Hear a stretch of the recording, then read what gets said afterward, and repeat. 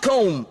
Misatoru Yokoyama is an important icon in the world of manga, yet he isn't brought up as much when compared to other icons like Osamu Tezuka, Shotaro Ishinomori, and Go Nagai. Yet his works have helped form the mecha, superpower action, and magical girl genre, while inspiring the likes of Hirohiko Araki, Katsuhiro Otomo, and Naoki Urasawa. While I've seen the Giant Robo OVA, and the 2000s Tetsujin 28 anime, which I've talked about in the past, I've been meaning to explore more into the career of this industry legend, which led me to the focus of this video, this superpowered action classic, Babel II.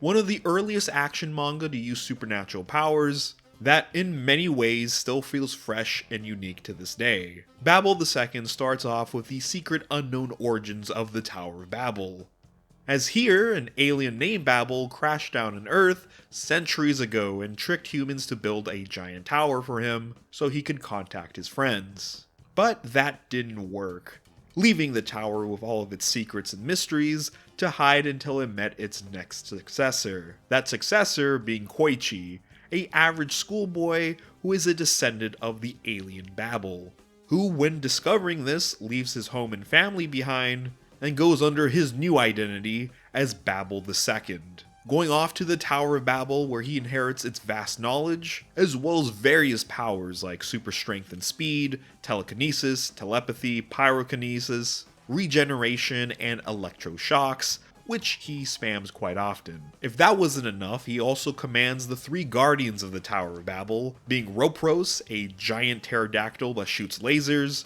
Rodim, a shapeshifter that mainly takes the form of a Black Panther, and Poseidon, the giant robot.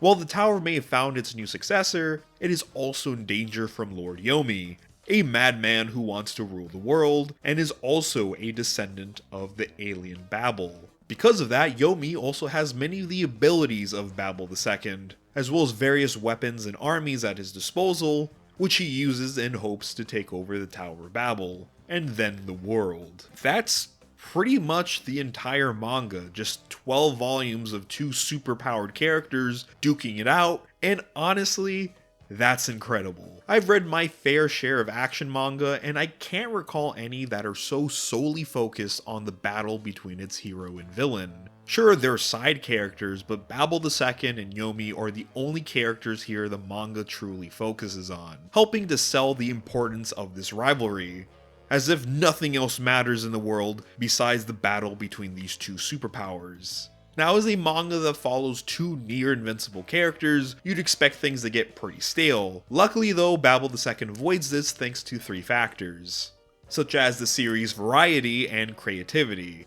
Babel II and Yomi have a whole arsenal of abilities at their disposal that keeps every fight feeling fresh, especially the bigger battles where the two are properly facing off against each other. While Babel and Yomi are arch rivals, Lord Yomi still has a world conquesting army he has to manage, so he can't constantly be on the prowl for Babel, which is where his army comes in.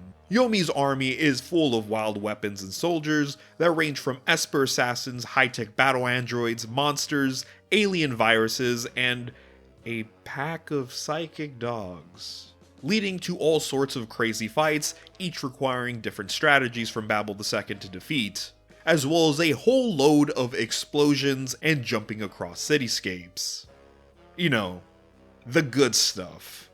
Even Yomi's plans to draw out Babel at times can be pretty out there. Later on in the manga, Yomi has all of his limbs amputated and then donates them to people who lost one of theirs. But then those donated limbs go out of control and kill their hosts, leading to a very strange cycle that doesn't stop till Babel steps in. However, in my opinion, the factor that really makes this manga work is that while it may not seem like it at first, Babel II and Yomi are pretty balanced throughout the manga. Psychic ability wise, they're evenly matched, though if Yomi pushes himself hard enough, he can go beyond Babel, but not without truly harming himself. Yomi may have an entire army, but the Tower of Babel itself is a mighty fortress. Not only does it provide Babel II with information and healing if severely wounded, it's difficult to find, but even if you can locate it, the tower is full of deadly traps to get rid of any intruder.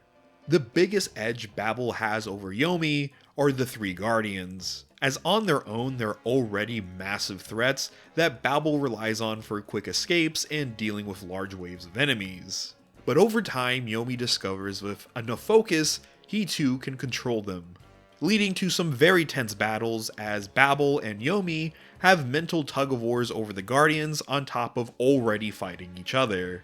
It's an action manga that constantly has you on your toes with all of these creative back and forths. I had a spectacular time reading Babel II. The ending, while not bad, is, let's just say, different from what you'd expect from this type of series, but still, I had a great time.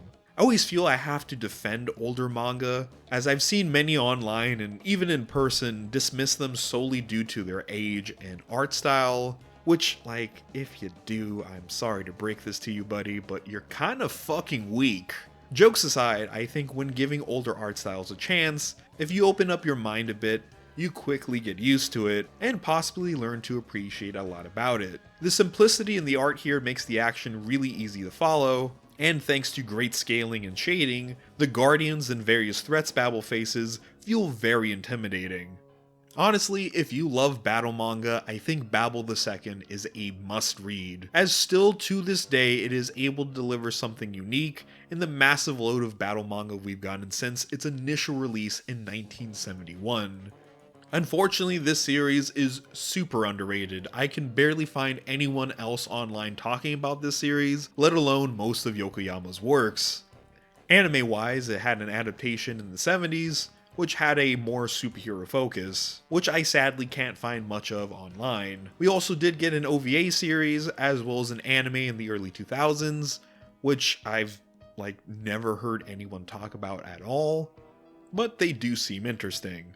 So hopefully this video gives this superpowered classic some much deserved spotlight.